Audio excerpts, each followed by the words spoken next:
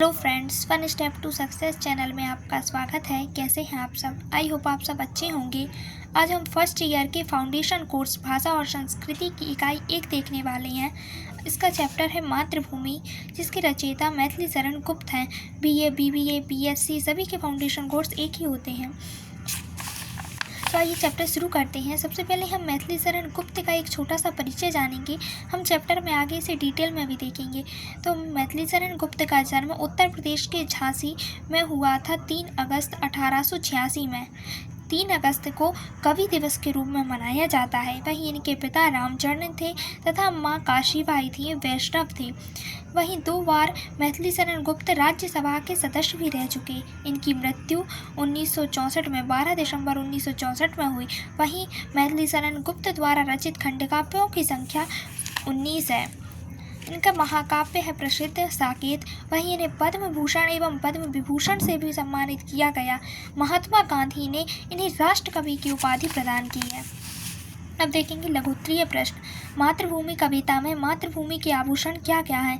नीलांबर, सूर्य, चंद्र, युग, रत्नाकर, नदियाँ, फूल, तारे, खगवृंद, शेषफन आदि मातृभूमि के आभूषण हैं। वहीं 13 प्रत्युपकार कभी क्या हमसे होगा, ऐसा क्यों कह रहा है, या इस पंक्ति का क्या अर्थ है?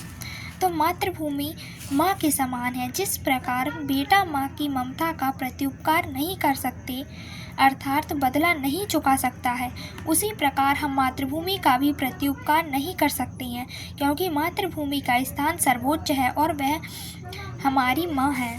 6 ऋतुओं के नाम बताइए। शरद, शिशिर, हेमंत, वसंत, ग्रीष्म एवं पावस अर्थात वर्षा ऋतु। 6 ऋतुएं एक वर्ष में होती हैं। वहीं मैथिली शरण गुप्त का संक्षिप्त परिचय जानेंगे। जीवन व्रत। मैथिली शरण गुप्त जी का जन्म उत्तर प्रदेश के झांसी जिले के चिरगांव नामक ग्राम में 3 अगस्त सन 1886 को हुआ था। इनके पिता का नाम श्री रामचरण और माताश्री का नाम श्रीमती काशीबाई था। आपके माता पिता वैष्णव भक्त थे, इसीलिए राम भक्ति के संस्कार आपको अपने माता पिता से प्राप्त हुए हैं। याद रहे कि मैथिली शरण गुप्त राम भक्ति शाखा के कवि थे। शिक्षा। आपकी प्रारंभिक शिक्षा चिरगांव के प्राथमिक विद्यालय में हुई तथा माध्यमिक शिक्षा झांसी नगर में हुई। आगे की शिक्षा आपने घर पर ही स्वाध्याय से प्राप्त की। कवित्व। आप में बाल्यावस्था से ही काव्यात्मक प्रवृत्ति विद्यमान थी। आप अल्पावस्था में ही छुटपुट काव्य रचनाएं करने लगे थे। गुप्त जी मुख्यतः भारतीय संस्कृति एवं वैष्णव परंपरा के प्रतिनिधि कवि हैं। आचार्य महावीर प्रसाद द्विवेदी के संपर्क में आने के बाद उनकी प्रेरणा से काव्य रचनाएं लिखकर आपने हिंदी काव्य धारा को समृद्ध किया। आपकी कविता में मुख्य रूप से राष्ट्रभक्ति एवं राष्ट्र प्रेम का स्वर मुखरित हुआ है, इसीलिए आपको राष्ट्र कवि की उपाधि से विभूषित किया गया है। मैथिली शरण गुप्त के गुरु आचार्य महावीर प्रसाद द्विवेदी जी थे। आगे है, आप गांधीवादी दर्शन से प्रभावित रहे और स्वाधीनता आंदोलन में कार्य करते हुए आपने वर्ष 1941 में जेल यात्रा भी की। अंत में 12 दिसंबर सन 1964 को आप पंचतत्व में विलीन हो गए। मैथिली शरण गुप्त जी की डेथ और बर्थ दोनों की डेट इम्पोर्टेंट है, तो इसे याद रखिएगा। कृतित्व। आपकी रचनाओं को 2 भागों में विभक्त किया जा सकता है, मौलिक रचनाएं वहीं अनुदित रचनाएं। मौलिक रचनाओं की बात करें तो इसमें साकेत जो एक महाकाव्य है, वहीं भारत भारती, यशोधर, द्वापर, जय भारत, विष्णुप्रिया आदि। वहीं अनुदित रचनाएं हैं वीरांगना, मेघनाद वध, व्रत संहार, स्वप्न वासवदत्ता, प्लासी का युद्ध, विरहिणी प्रजांगना आदि। काव्य सौंदर्य। आपके काव्य में कला पक्ष एवं भाव पक्ष का सुंदर समन्वय है। आपने खड़ी बोली हिंदी में रचनाएं लिखी हैं।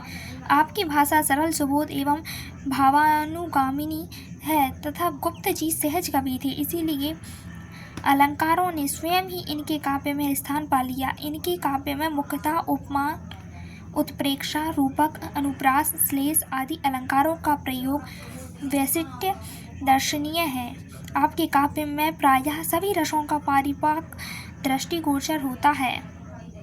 काव्य गुणों का सहज समावेश है, वहीं रचनाएं छंदोबद्ध हैं। गीत शैली की काव्य रचना में आप विशिष्ट हैं। वही सम्मान एवं पुरस्कार। वर्ष 1937 में आपको हिंदी साहित्य सम्मेलन द्वारा साकेत महाकाव्य के लिए मंगला प्रसाद पुरस्कार दिया गया था, ये इम्पोर्टेंट है। वहीं 1953 में भारत सरकार ने इन्हें पद्म विभूषण से सम्मानित किया गया और सन 1954 में साहित्य एवं शिक्षा क्षेत्र में आपको पद्म भूषण से सम्मानित किया गया। आगे है मातृभूमि कविता का भावार्थ अपने शब्दों में लिखिए। श्री मैथिली शरण गुप्त द्विवेदी युग के प्रसिद्ध कवि हैं। वे राष्ट्र कवि माने जाते हैं। मातृभूमि गुप्त जी की एक प्रसिद्ध कविता है जिसमें वे जन्मभूमि का गुणगान करके उसके लिए अपनी जान भी देने का आह्वान करती हैं। मातृभूमि के हरियाली के लिए नीलाकाश एक सुंदर वस्त्र की तरह शोभित है। सूरज और चांद इसके मुकुट हैं। वहीं सागर अर्थात समुद्र इसकी करधनी है। यहाँ बहने वाली नदियाँ प्रेम का प्रवाह हैं। तारे और फूल इसके आभूषण हैं। वहीं पक्षियों का समूह इसके स्तुति पाठक हैं। आदिशेष का सहस्त्र फन सिंहासन है। बादल पानी वर्षाकर इसका अभिषेक करते हैं। कवि अपनी मातृभूमि के इस सुंदर रूप पर अपना आत्मसमर्पण करते हैं। वे कहते हैं कि वास्तव में तू सगुण साकार मूर्ति है। जन्मभूमि से अपने बचपन का संबंध व्यक्त करते हुए कवि कहते हैं कि इसकी धूली में लोट लोट कर वह बड़े हुए हैं। इसी भूमि पर घुटनों के बल सरक सरक कर ही उसने अपने पैरों पर खड़ा रहना सीखा है। यहाँ रहकर ही बचपन में उसने श्री रामकृष्ण परमहंस की तरह सभी आनंद को भोगा है। इसके कारण ही वे धूरी भरे हीरे कहलाए। इस जन्मभूमि की गोद में खेल कूद कर उसने कभी हर्ष का अनुभव किया। ऐसी मातृभूमि को देखकर हम आनंद से मग्न हो जाते हैं। कवि कहते हैं कि जो सुख शांति हमने भोगी है वे सब तुम्हारी भूमि की ही देन है। ऐसे भूमि द्वारा किए गए उपकारों का बदला चुकाना आसान नहीं है। यह देह तेरी है, तुझसे ही बनी हुई है, तेरे ही जीव जल में सनी हुई है। अंत में मृत्यु होने पर इस निर्जीव शरीर को तू ही अपनाएगी। हे मातृभूमि, अंत में हम सब तेरी ही मिट्टी में विलीन हो जाएंगे। सरल शब्दों में कवि मातृभूमि के लिए युवकों को अपनी जान अर्पित करने की प्रेरणा देता है। आधुनिक समाज में देश प्रेम की आवश्यकता निरंतर बढ़ती जा रही है। आतंकवाद, सांप्रदायिकता आदि को रोकने के लिए हमें देश प्रेम होने की अति आवश्यकता है। इसके कुछ इम्पोर्टेंट पॉइंट थे जो मैंने अलग से नोट किए हैं। तो नीला आकाश, नीले आकाश को कवि ने मातृभूमि के वस्त्र कहा है, वस्त्र या परिधान कहा है। वहीं सूरज व चांद को इसका मुकुट, सागर को करधनी, बहने वाली नदियाँ प्रेम का प्रवाह हैं। वहीं तारे एवं फूल इसके आभूषण हैं। पक्षियों का समूह स्तुति पाठक है। वहीं आदिशेष का सहस्त्र फन इसका सिंहासन है।